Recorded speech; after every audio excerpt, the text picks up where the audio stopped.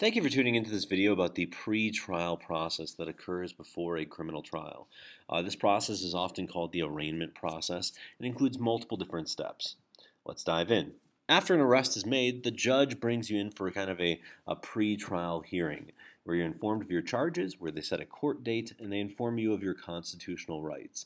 This is where you may be assigned a public defender, and it's very basic. It's not considered a place where you would make a plea. It's not a place where they bring charges against you, and it's not a bail hearing either. It's an initial appearance. That tends to happen very quickly. Later on, they'll bring you in for a bail hearing, though. And bail is all about getting out of prison before your trial. And the thing is, we don't want to keep people in jail leading up to their trial. Because let's say you get arrested and they're going to put you in jail until your trial, and your trial is 3 months away. What's going to happen to you if you're sitting in jail that whole time? Well, you're going to lose your job because you're not going to be able to be there. And you may have other financial issues that occur. And if you don't have those, you might not be able to afford your defense attorney. And what if you were innocent the whole time? That seems like a bad deal overall. So what we do to make things efficient and to make sure that you're considered innocent until proven guilty, we have a bail process. And they can't be unreasonable bails because of the Eighth Amendment, but we do have a bail process. So what you do is you pay to get out of jail. And there's no necessarily uniform system, but what happens is a judge will bring you up and they'll look at your charges. They'll look at some of the evidence. They'll look at what happened, and they'll weigh how much to charge you to let you go before your trial. Now, you can choose to sit in jail, but that's kind of risky as far as your career and whatnot. Now, they're going to look at how uncertain they are about whether or not you committed the crime. They're going to look at how risky you are to just flee, because some people get out on bail and they're never seen again. They're considered bail jumpers, and that's another charge you can get as far as a criminal charge. So you get further time in prison if you were sentenced for bail jumping. And lastly, they might look at overcrowded jails. If jails are getting too overcrowded, they might be more willing to let you out with a lesser amount. They're going to look at these three factors and decide how much you have to pay. You pay that amount, and you can be out of jail until your trial date. Pretty simple process. I mean, think about all the people that are charged with some sort of criminal activity. You don't necessarily want them all in jail waiting for their trial. Now, sometimes the judge is even more lenient. They might do what's called a release on your own recognizance. And this is where they just let you go without a bail.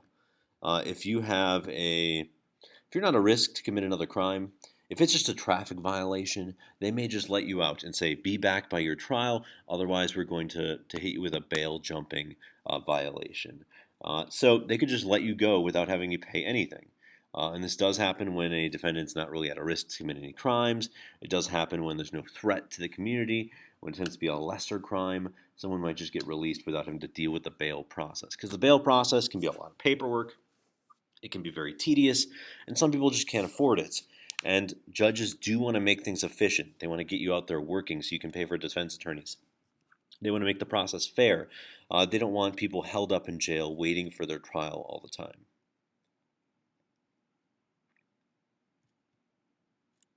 Now, they must return for their trial. That's a very important part of this. Otherwise, they will be hit with kind of a bail jumping violation as well. Now, posting bail can be, difficult.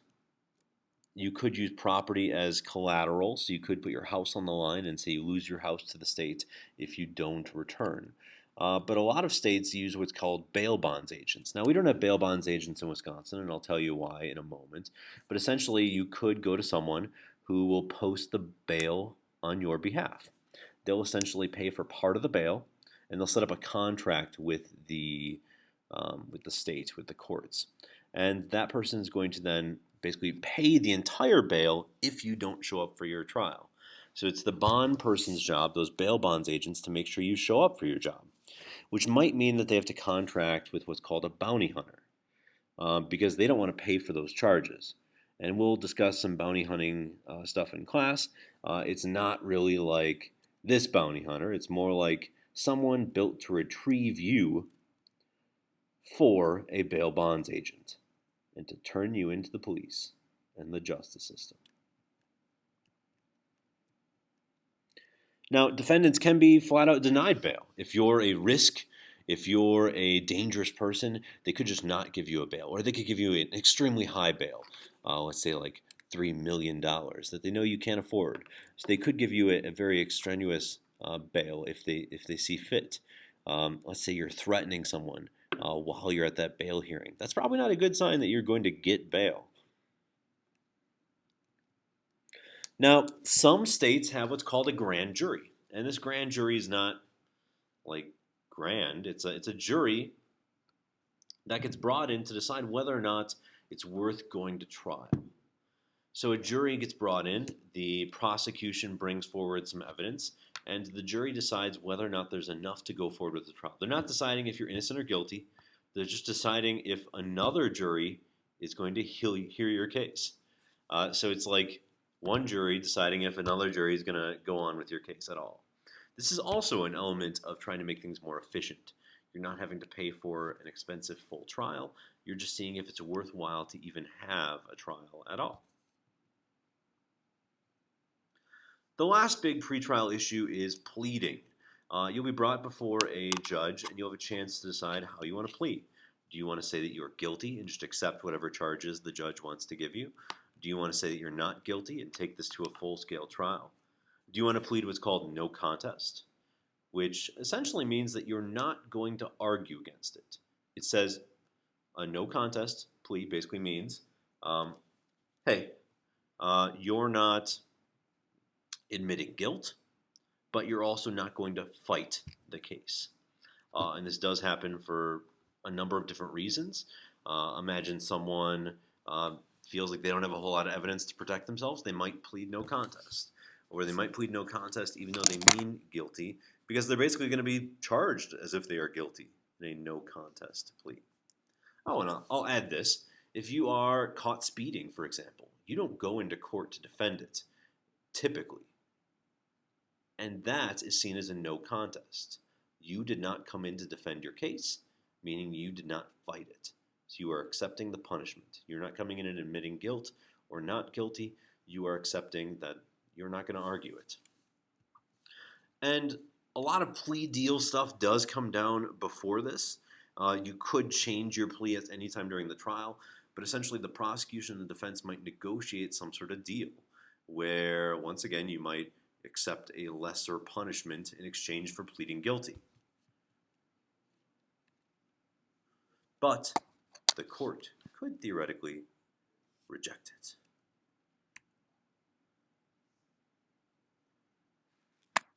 And while this is going on, the jury is going to get selected. And in class, we're going to look a little bit further at jury selection process and simulate a little bit. But basically, the jury has to be a jury of your peers. So you want to have a good mix of people. You typically have 12 folks with 2 extras. And they are selected at random from the general population. And what happens is they'll bring in 20, 30 people, and they'll kind of narrow it down to the 12 they want to bring in. And the lawyers are the ones that are going to narrow it down. They're going to ask the jury questions. They're going to find out about the jury, and that's going to have them, decide if there's any bias out there and eliminate some of those jurors. And this process of asking questions and removing jurors is called voir dire. And voir dire is that, it's a Latin term. It's all about the questioning and removal of those jurors. So you can get rid of the biased ones. You can get rid of ones that maybe wouldn't help your cause, your side of the argument. And you might strategize for who you want to get removed from the jury to make a fairer trial or a better trial for your side of the case. So there are lawyers that spend their entire career focused on building the right jury for a trial because that can be a very difficult process. You want to have someone that's going to maybe be emotionally connected, maybe someone that's going to harp on one sort of event. And we'll get into some of those issues in class. But essentially, you could be removed for 2 reasons. You could be removed through what's called a challenge for cause, and that's basically removing biased jurors. So it's getting rid of those biased jurors that already have their mind made up. And then you have what's called a peremptory challenge. And this is removing any juror for any reason. And typically lawyers are limited to how many times they can use this peremptory challenge. because it's often too strategic, or it's been used in the past for kind of racist purposes. So this has been kind of more restricted in the past 30, 40 years.